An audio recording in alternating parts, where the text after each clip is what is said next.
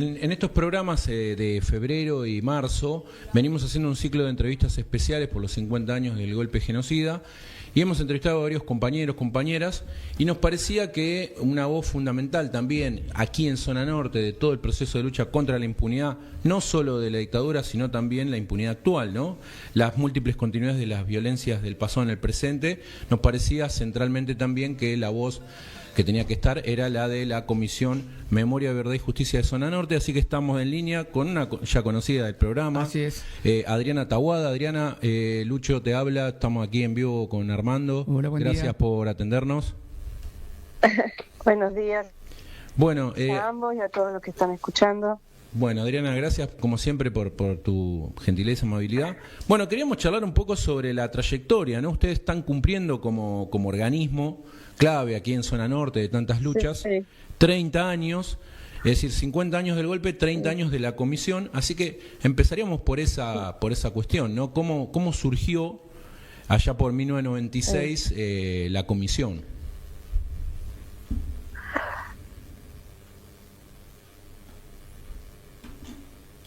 Hola. No sé, década, ¿no? Se cumplían 20 años de 20 años, Creo que se nos está cortando. la época.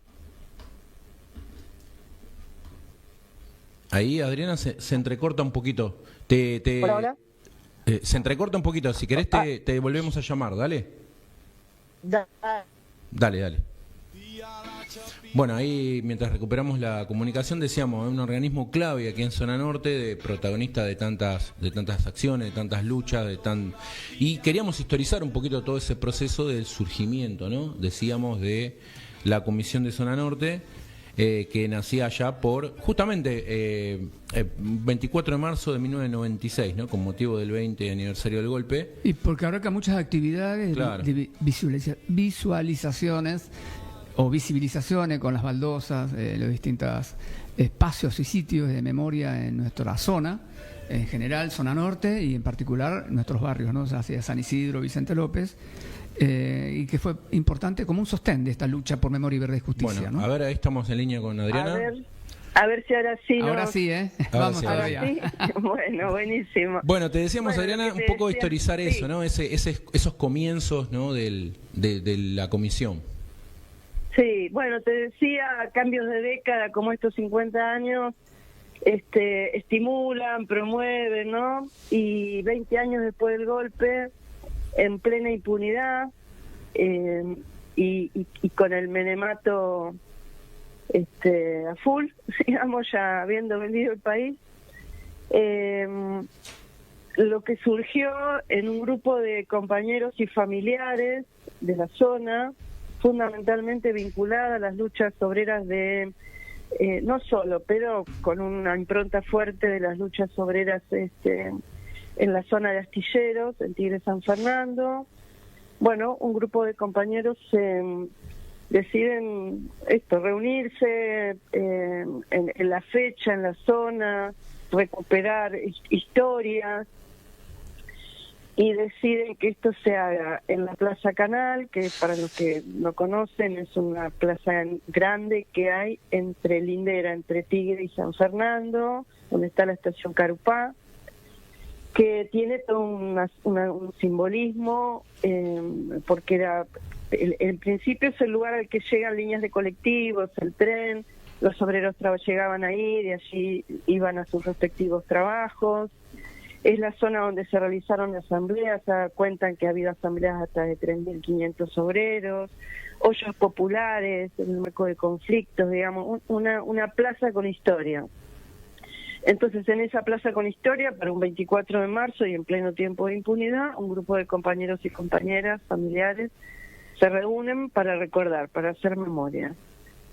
Con esa aspiración, en ese momento esa era la aspiración, y vuelven a repetir esto al año siguiente y a convocarse para otras acciones entre un año y otro, hasta que se va conformando este colectivo que hoy ya hace mucho es la Comisión Memoria, Verdad y Justicia de Zona Norte, que cumple 30 años, el 24 de marzo cumplió sus 30 años, y que en un principio, en función de los tiempos políticos, trabajó mucho con el tema de la memoria y la verdad, compañeros que empezaron a buscar a otros compañeros, a otros familiares, a conectarse, a juntarse, y bueno, y llegan los tiempos en que la justicia también nos permitió y habilitó otros caminos, y ahí nos sumergimos con mucha más fuerza y sumamos a todo el trabajo de reconstrucción de la memoria de las luchas y de la represión en la zona, el trabajo por justicia. Hola, Adriana. Digo, para nosotros... Sí, discúlpame, hola. sí. Hola. Hola, sí, no redondeas si te quería hacer una preguntita. No, está bien, decime. No, dentro de esa trayectoria, digamos, hay mucho para sacarle punta al lápiz, ¿no? Para recuperar. Sí. El tema, por ejemplo, de la visibilización de los espacios, las baldosas.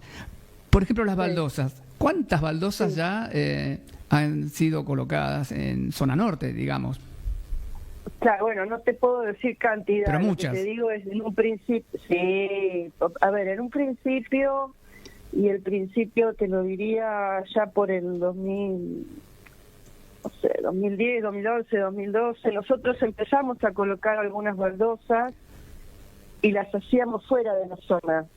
Ajá. Por ejemplo, cuando pusimos baldosas en lo que fue la fábrica Cataño, una de las dos empresas ceramistas represaliadas. Aquí hubo dos empresas en la zona norte, en San Isidro ambas, fuertes, importantes. Una fue Los Adur y otra era Cataño. Los Adur fabricaba vajillas fundamentalmente, y Cataño fabricaba tejas, materiales de construcción, con niveles de explotación enormes. Y en una semana secuestran a 4 trabajadores de Cataño, que los sacan de adentro de la fábrica en el año 77, y a la semana se llevan 7 trabajadores de Los Adur en una misma noche. O sea, en una semana 11 trabajadores y trabajadoras. Entonces lo primero que quisimos marcar Cataño, y esas primeras baldosas que trajimos a la zona las hizo, se las pedimos y nos la mandó Sanón, lo que había sido Sanón, ¿no? Los trabajadores sin patrón, claro, de la empresa de allá, de Neuquén. Y después empezamos a hacer otras con un grupo que fue muy fuerte, en lo que hacia la hechura de baldosas, que estaba en Almagro. Claro. Y como empezamos a hacer baldosas allí, los compañeros de Almagro nos dijeron, ¿y por qué no las empiezan a hacer en zona? Y ahí Norte impulsó la conformación, porque Norte también, nuestra comisión tiene, creo que también como esa característica. Nosotros, además de ser nosotros, digamos, impulsamos formación de otros espacios colectivos del que somos parte, una parte más. Así fue Baldosas. Claro.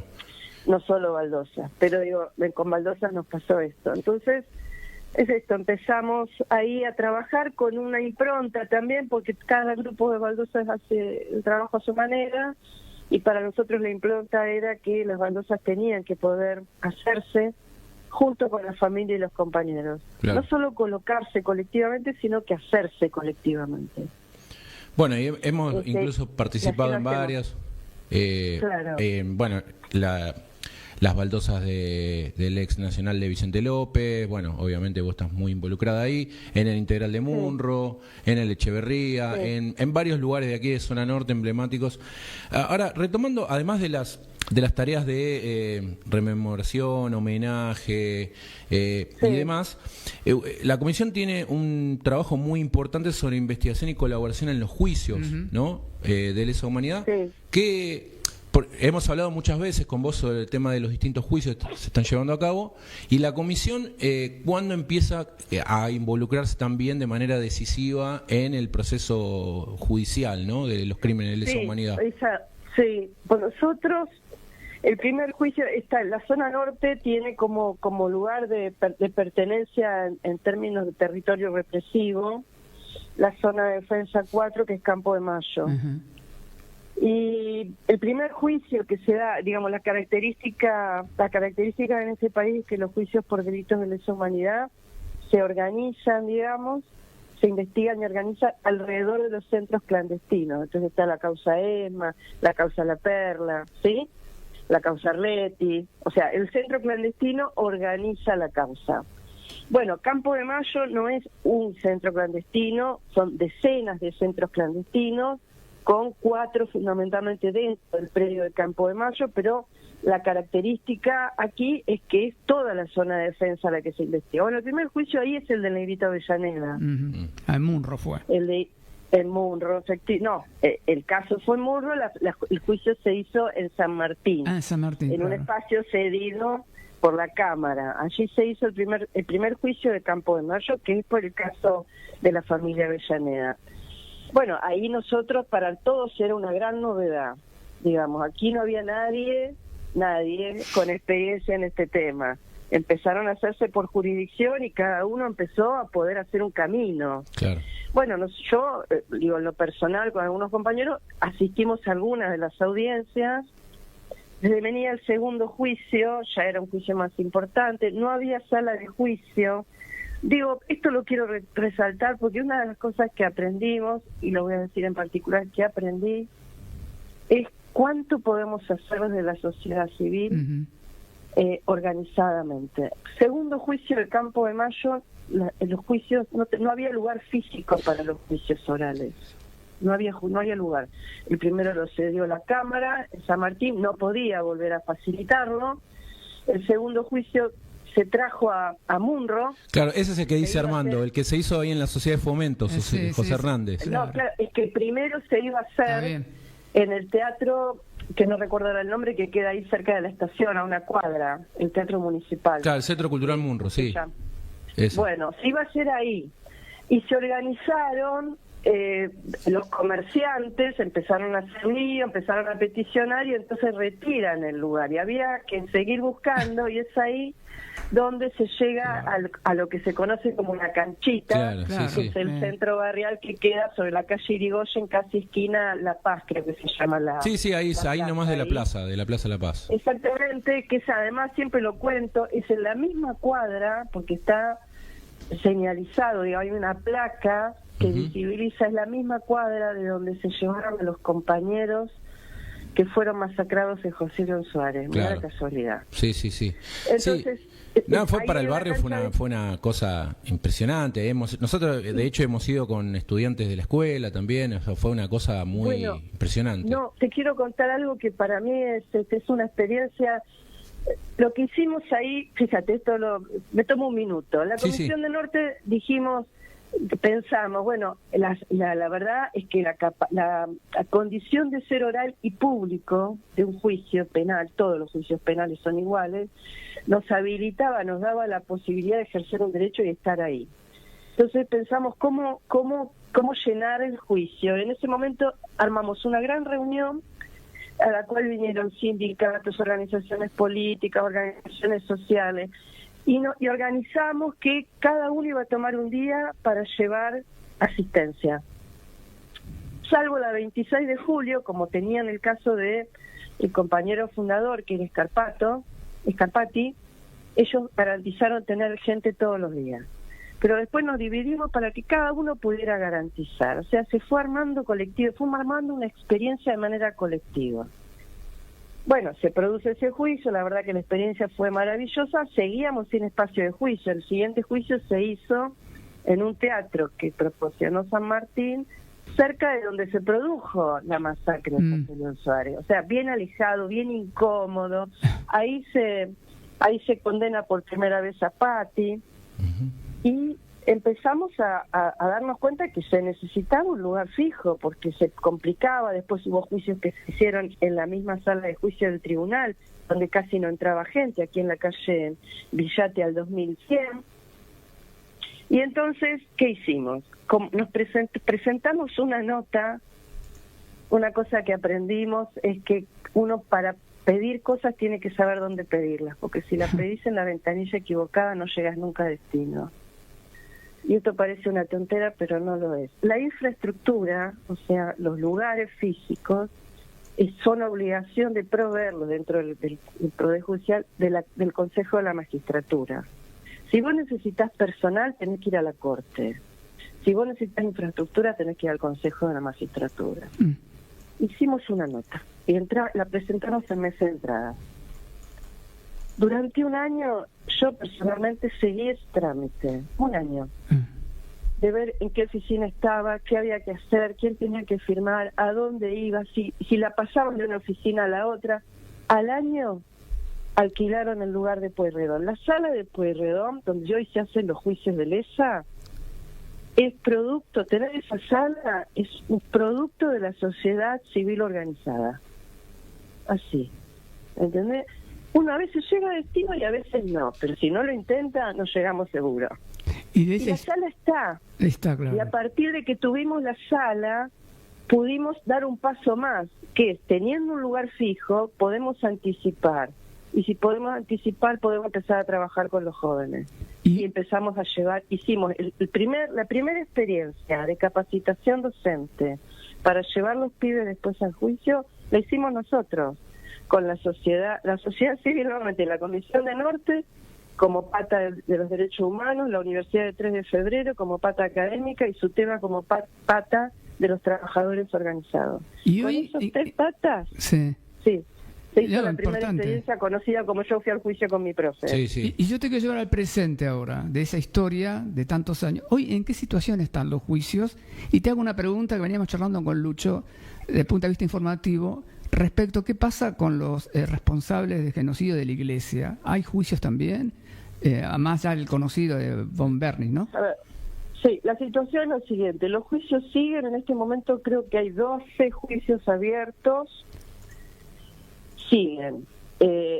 Y hay mucha causa en instrucción y hay, a fines del año pasado, te doy un dato de hace unos meses, pero bastante reciente, había casi 60 juicios que estaban en condiciones, o procesos que estaban en condiciones de llegar a juicio oral si les ponían fecha. Si no ponen fecha, claro. O sea, eso existe, las instrucciones se siguen haciendo. Tienen menos publicidad y la gente no sabe. La complicación que tenemos aquí en Buenos Aires, porque en el interior es distinto, pero aquí en Buenos Aires, como la pandemia instaló la virtualidad, Claro. Para seguir los juicios, lo que hicieron los jueces después es seguir con la virtualidad, y eso a nosotros nos restó la posibilidad de asistir a los juicios. No es lo mismo mirarlo por televisión que estar ahí. Entonces eso nos restó como herramienta. Esa es una lucha que podemos encarar de nuevo, lo dejo planteado. Entonces los procesos siguen, se sigue aportando información a pesar de todo lo que desarmó el gobierno. Y respecto de la Iglesia es un caso, te diría, trabado. No hay procesos, no se avanza. Por ejemplo, nosotros aquí en Campo de Mayo, hace muchos años, estaba en instrucción la denuncia contra Monseñor Gracelli, que es, sí. para quienes no saben, era un cura vinculado a la Armada que atendía a familiares en la capilla Esther Amalis, allí en Retiro, supuestamente porque era un cura que escuchaba a los familiares y aportaba información, y lo que hacía el cura era al revés, pedir, sacar la información a los familiares que después pasaba a las Fuerzas Armadas. Bueno, ahí hubo un cordón de protección. Gracelli nunca llegó a juicio. Y de hecho von Bernis, por ejemplo, nunca fue excomulgado. Esto es importante. Von Bernis tiene causa confirmada, firme, por delitos de lesa, condenado a perpetua, y no está condenado. La Iglesia no lo excomulgó. Claro. Igual no quiere decir que no hayan hecho nada. De hecho, von Bernis, que está pidiendo la salida, la domiciliaria o la condicional, y quería ir a un hogar de la curia, de la Iglesia, que quedaba en Capital, y nunca fue aceptado. O sea, no puede salir porque no tiene a dónde ir, Claro. entre otras cosas. Adriana, hay otras maneras, Sí. de condenar, pero lo hecho es que no está excomulgado. Claro. Y las Claro. causas a curas no avanzan. y bueno, hay un caso similar, obviamente, con los grandes sectores empresarios, digamos, ahí no son los sectores Discúlpame, dame un segundito. Incluso en nosotros, por nuestra zona, en la Brigada Femenina de San Martín, Sí. que está recontra denunciada, que ha habido algún juicio, lo que dicen es, lo que se sabe, los testimonios hablan de que ahí había monjas, porque ahí llevaron muchos niños, claro. a la brigada llevaron muchos niños. Y había monjas, no hay un solo caso de monja condenada. Mira. Que incluso ahí, en ese caso, hubo niñas que estuvieron mucho tiempo ahí. Mirá, por ejemplo, uno de los que estuvo un mes, que un niño un mes, es Martín Mendizábal, el hijo de Horacio Mendizábal, que tenía 8 años. Esto está en la causa de contraofensiva Montonera. A él lo llevaron, estuvo un mes ahí. Había otros niños también, ¿eh? Sí. De hecho, recuerdo hace poquito tiempo, en ocasión de los 50 años, salió una nota y es justamente se plantea también como una de las grandes deudas de esas niñeces, ¿no? Que vivieron esos momentos, digamos, en un campo de concentración también. Claro, lógico. Es un campo de concentración, efectivamente. Ha habido otros. Que es una experiencia, ya que estamos en el marco del proceso judicial, es muy importante estar visibilizando el tema de las niñeces en dictadura, porque salvo los casos de apropiación que todos conocemos y sensibiliza y está muy bien, el tema de las niñeces que no son casos de apropiación ni de abuelas, no son considerados en el marco del proceso judicial como víctimas. Claro. Y entonces no hay posibilidad de juzgamiento y reparación desde la justicia. Entonces es muy importante poder visualizar esto. Llevan a un niño o una niña al campo de concentración con sus padres, por los padres del juicio, por los niños no. Claro. Bueno, ¿no? Adriana, Cosa... una última, sí, sabemos que tenés que ir. Me hablabas del poder empresarial. Claro. Eso. Y ahí tenemos eso también es un camino tortuoso, lento y complejo. Fíjate que Asindar, que fue un caso muy como muy sostenido, muy investigado, muy importante, recibió absoluciones, se está peleando, y en este momento también se está peleando un caso que viene también muy postergado, con muchas dificultades, con muchos muertos ya impunes, que es el caso de Fronteritas. Son ingenios donde también aparece no la complicidad, sino la responsabilidad empresaria. Claro. La responsabilidad empresaria. Bueno, esto es lo que no se ha logrado, claro, poder entrarle al poder económico. Claro, no se ha logrado. Y en ese caso, por eso mencionaba, incluso se pospuso, creo, el juicio de Fronterita, ¿no? Se va posponiendo, yo te digo, porque además yo ahí soy perita por la querella. Se va postergando por casos, se está todavía evaluando la salud, las condiciones para poder afrontar el juicio del único imputado que hay en este momento, porque el otro ya está con la demencia. Bueno, y lo último, todos los que se murieron, ¿no? Lo último, además dijimos, ¿no? La denuncia, visibilización de los casos de violencia institucional, de gatillo fácil que también tiene la comisión, la lucha por los derechos humanos de hoy también. ¿Cuáles son los desafíos de cara a esta actualidad tan compleja y de cara a lo que viene, los desafíos de la comisión que cumple 30 años, ¿no? Como para cerrar.